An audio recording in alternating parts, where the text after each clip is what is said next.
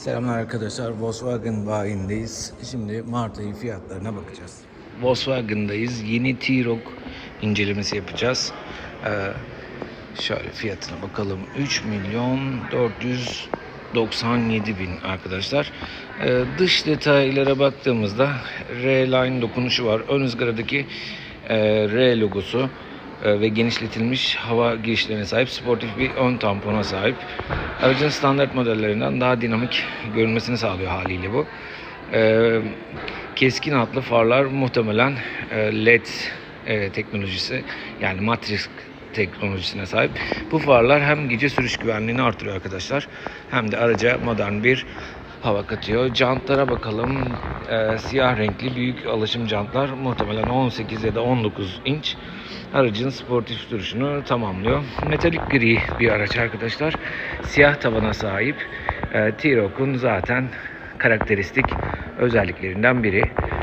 Performans ve motor seçeneklerinde de şunlarla karşılaşıyoruz arkadaşlar. 1.5 TSI 150 PS en yaygın motor seçeneklerinden biri. ACT, yani aktif silindir yöntemi teknolojisi sayesinde performans gerekmediğinde iki silindiri kapatarak yakıt tasarrufu sağlıyor arkadaşlar. Şöyle biraz iç detaylarına bakalım. Evet arkadaşlar, bu aracın şanzımanı hemen tüm modellerde 7 ileri DSG çift kavramalı otomatik şanzımana sahip standart olarak. İç mekanına baktığımızda yeni takısıyla birlikte dijital bir hale büründü iyice arkadaşlar. Sürücünün önünde tamamen dijital bir gösterge paneli yer alıyor. Multimedya ekranına baktığımızda orta konsolda şöyle şu kısımda tablet formunda kablosuz Apple CarPlay ve Android Auto destekleyen yüksek çözünürlükte bir ekran bulunuyor arkadaşlar. Yumuşak malzeme var. Önceki nesillere gelen eleştiriler vardı biliyorsunuz, sert plastikler. Yeni modellerde yerini daha yumuşak malzemelere bırakmış arkadaşlar. Öne çıkan özellikleri şu cruise kontrol tuşlarında adaptif hız sabitleyici, şerit takip asistanı ve travel assist gibi yarı otonom sürüş özellikleri bu modelde bulunuyor. Ambiyans aydınlatma, iç mekanda kişiselleştirilebilir renk seçenekleri sunuyor. Arkadaşlar, özetle bu araç hem şehir içinde kıvrak bir sürüş isteyen hem de sportif görünümden ödün vermeyenler için tasarlanmış modern bir SUV diyebiliriz. Şöyle yukarıya bakalım. Perdeli cam tavan var. Burada şu kısımlara bakalım. Şimdi teknik detaylara giriyoruz. Şurada bir alan var. Şurada da hepsi giriş yerleri var. Burası, evet. Kolçağımıza bakalım. Kolçak bu şekilde. Burada bir bardaklık var. Start stop tuşu burada. Multimedya ekranı burada. Evet. Şöyle arka tarafı da gösterelim.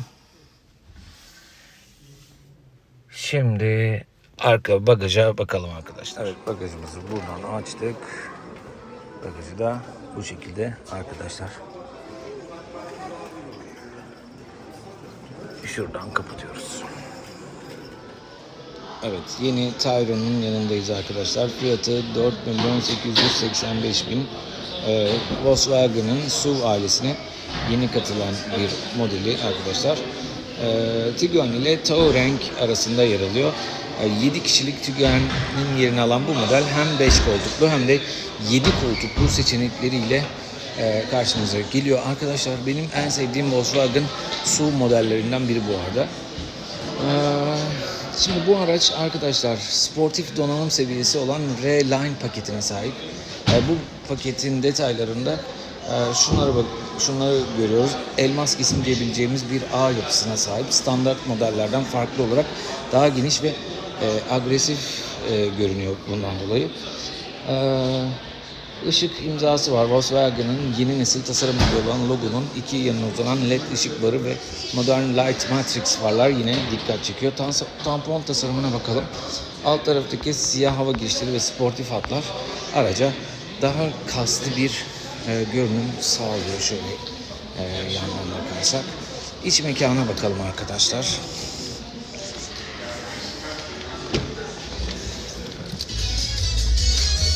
Evet, burada da bir müzik çalıyor. Bunu bir kapatalım. Türkiye Finans'tan. Evet. Şimdi aracın önün içinde görünen koltuk başlarındaki yapı şöyle göstereyim arkadaşlar. Bunların sportif koltuklar olduğunu haliyle gösteriyor. Platform olarak MQB Evo platformu üzerine inşa edilen bu Tayronlar arkadaşlar selefine göre daha uzun bir aks mesafesi sunuyor ve iç mekanda daha ferah bir diz mesafesi sağlıyor arkadaşlar. İçeride genellikle şöyle bakalım 12.9 inç ve opsiyonel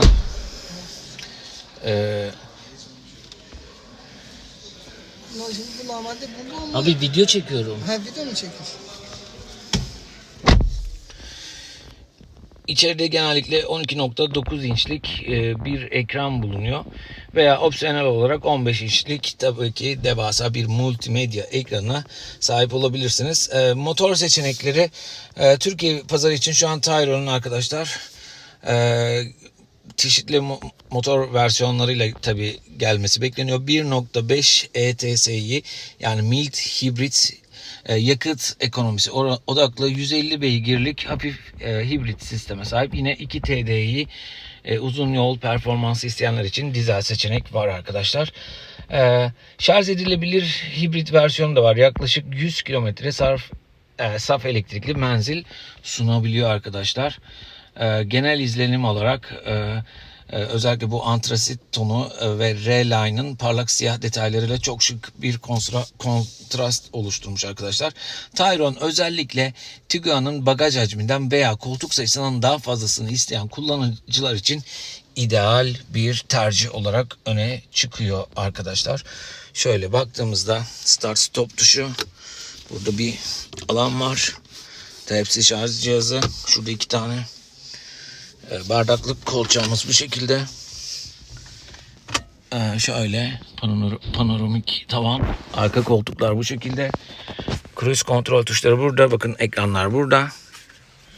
Evet. Gayet dinamik, sportif arkadaşlar. Şimdi bakalım arkadan görünümüne bir bakalım. Şöyle. Yine Tayron.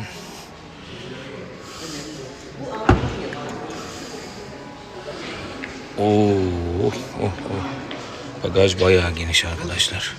Şu iki koltuğu da kaldırdığınızda 7 kişilik olabiliyor.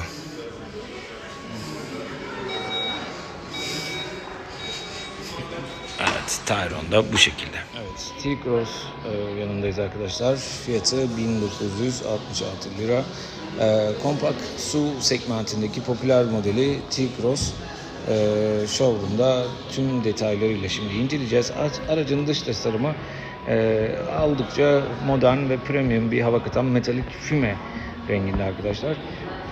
Bu renk aracın hem şehir içinde hem de doğaya uyum sağlayan karakterini destekliyor haliyle arkadaşlar. Ön panjurlar Volkswagen'in karakteristik geniş ön ızgarası, logonun yanlarından farlara kadar uzanan krom çıtalarla şöyle birleşerek araca olduğundan daha geniş ve heybetli bir duruş kazandırmış arkadaşlar.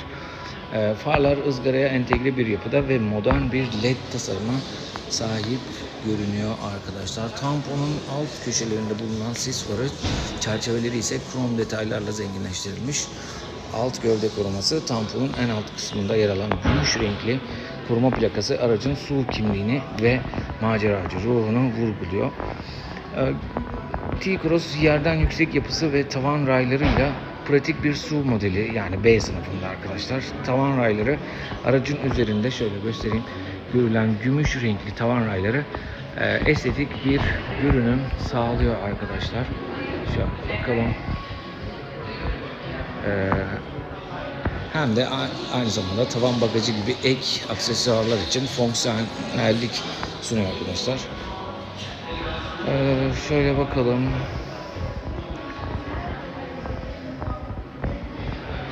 İç kısmına bakalım.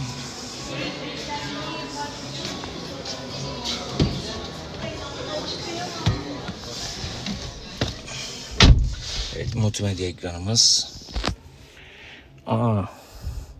Vites topumuz biraz farklı. Ekran. Şöyle burada bir aydınlatma var. Cam tavan yok.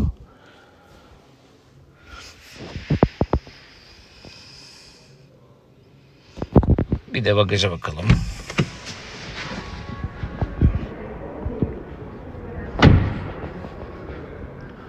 Şöyle arkadan da bir görelim.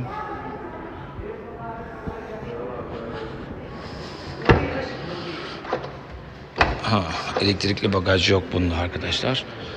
Bagajımız da bu şekilde. Sıradaki incelememiz Volkswagen Taygo arkadaşlar. B-SUV segmentinde hem sportiflik hem de pratiklik arayanlar için bir seçenek arkadaşlar. Motor verimliliği ve teknolojik donanımlarla güncellemeler dikkat çekiyor. Şimdi tasarım ve dış görünümüne bakalım. Arkaya doğru tavan hattı sayesinde böyle alçalıyor arkadaşlar. Rakiplerinden ayrılan sportif bir silüete sahip. Aydınlatmaya bakalım. Özellikle üst paketlerde sunulan IQ Light yani LED matrix farlar ve ön ızgara boyunca uzanan LED ışık şeridi araca modern bir imza katıyor. Boyutlar yaklaşık 4.27 metre. Uzunluğuyla Polo'dan daha uzun ve T-Cross'tan daha sportif bir duruş sergiliyor. Bagaj hacmi 438 litre arkadaşlar. Yani sınıf standartlarının üzerinde. Şöyle bagajına bakalım.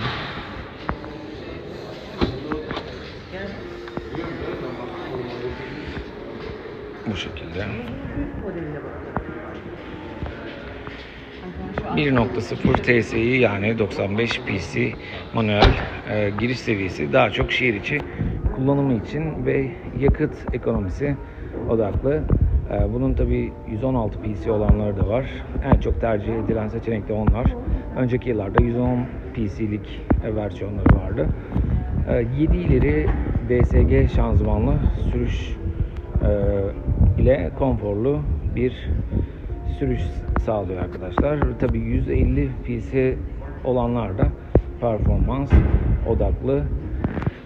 Arkadaşlar 0-100 kilometreyi yaklaşık 8.2 saniyede alıyor. Şöyle iç tasarımına bakalım. Şöyle bakalım. Kabinde dijitalleşme ve ergonomi ön planda arkadaşlar. Standart olarak 8 inç, üst paketlerde ise 10.25 inç dijital kokpit Pro paneli var. Multimedya 8 inç veya opsiyonel olarak 9.2 inç olabiliyor. Kablosuz Apple CarPlay ve Android Auto desteği var. Konfor olarak ise çift bölgeli yine tam otomatik klima ve dokunmatik kontrol panelleri iç mekana biraz premium hava katıyor arkadaşlar. Güvenlik açısından yarı otonom sürüş var yine arkadaşlar. 210 km hıza kadar direksiyon, fren ve hızlanmayı otomatik olarak destekleyebiliyor. Yine şerit takip asistanı, ön bölge asistanı, adaptif hız sabitleyici gibi özellikler var arkadaşlar. Fiyatlar genel olarak işte burada şu an indirimli fiyatı söylediğim gibi ama bunların Life paketi girişinde böyle, standart paketinde yani Style paketinde daha doğrusu 2.800.000'e çıkıyor. R-Line paketi yani en üst sportif seçenekte 2.900.000'e kadar çıkıyor arkadaşlar. Şöyle bardaklık burada, vites topuzu var. Şöyle arkayı da göstereyim arkadaşlar. Aracımız bu şekilde. Evet, Tiguan'ın yanındayız arkadaşlar. 2.815.000. Ergonomik tasarımı ve dijitalleşen iç mekanıyla dikkat çekiyor. Şöyle 1.5 ETSI yani mild hibrit, 150 PS güç ve 250 nanometre tork sunan bir motor.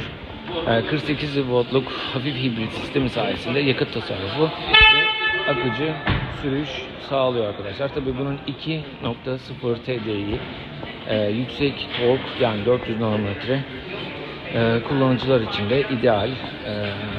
Şöyle tabii vergi dilimine bağlı olarak bazı seçenekler şehir içi sürüşte sıfır emisyon avantajı sağlıyor. Tasarım ve boyutlar: sürtünme katsayısı 0.33'ten 0.28'e kadar indirilerek yakıt verimliliği sağlamış arkadaşlar. Araç boyu sadece 3 santim uzamasına rağmen akıllı iç mimari sayesinde bagaj hacmi 37 litre arttırılmış arkadaşlar. Yani 652 litreye kadar ulaşılmış bagaj hacminde. Bu oldukça iyi bir oran. Şöyle ışık tarafına bakalım. Ön kısımlarda ışıklandırmalara. Boydan boya uzanan LED şerit ve opsiyonel tabi Light HD Matrix farlar var. 38.000'den fazla mikro LED ile geceyi gündüze çeviren bir aydınlatma sunuyor arkadaşlar. İç mekana bakalım.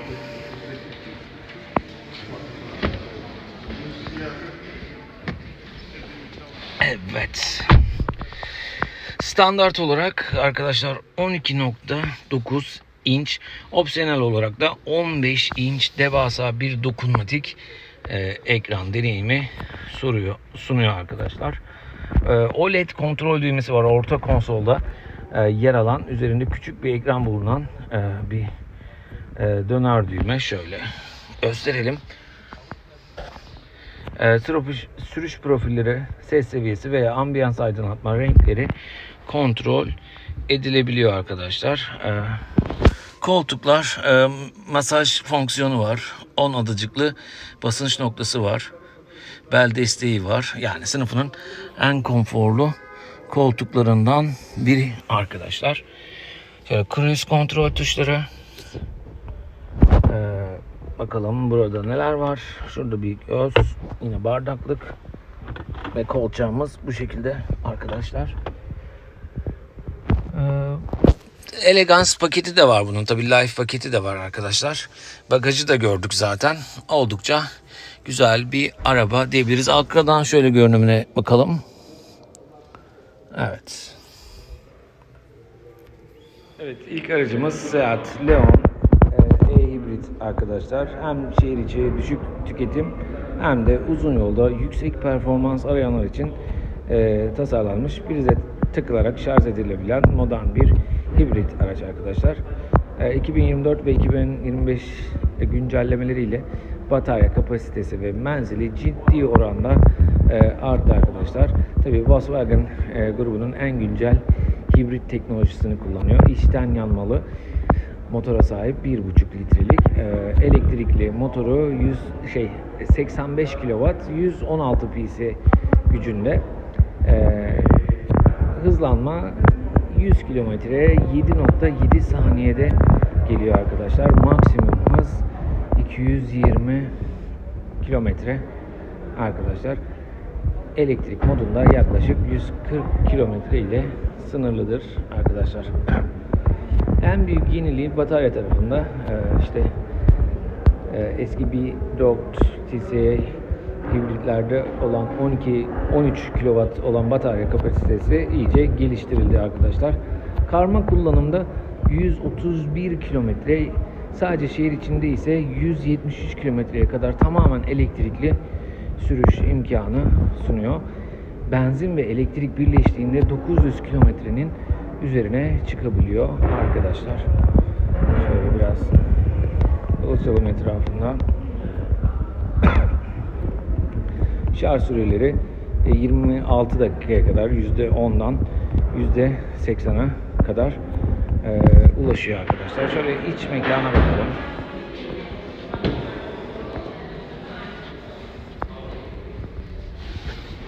Evet. Ekranlar 12.9 inçlik bir multimedya ekranı var. 10.25 inçlik dijital gösterge var. Tabii kablosuz Apple CarPlay ve Android Auto standart. Konfor 3 bölgeli otomatik klima, ısıtmalı ön koltuklar ve direksiyon akıllı ambiyans aydınlatması gibi özelliklere sahip. Şöyle aydınlatmayı görebiliriz arkadaşlar. Bataryalar arka kısımda yer aldığı için bagaj hacmi standart Leon'a göre biraz düşük. 270 litreye kadar inmiş arkadaşlar. Şehir içinde, şehir dışında uzun yolda kullanabileceğiniz modları var çeşitli. Şöyle yukarıya da bakalım. Burada bir cam tavan var. Arkayı gösterelim. Şöyle. Vites topuzumuz bu şekilde. Tabii işte akıllı şarj cihazı gibi özellikler var. Burada kolçak, 2 tane bardaklık, cruise kontrol tuşları, multimedya ekranının tuşları. Peki kimler için uygun? Eğer evde veya iş yerinde şarj imkanınız varsa günlük 100-130 kilometrelik rotalar için hiç benzin yakmadan bu rotaları tamamlayabilirsiniz. Uzun yola çıktığınızda ise menzil kaygısı gütmeden benzinli motorla devam edebilirsiniz arkadaşlar. Aydınlatmalar şu ön kısımda yer alıyor arkadaşlar.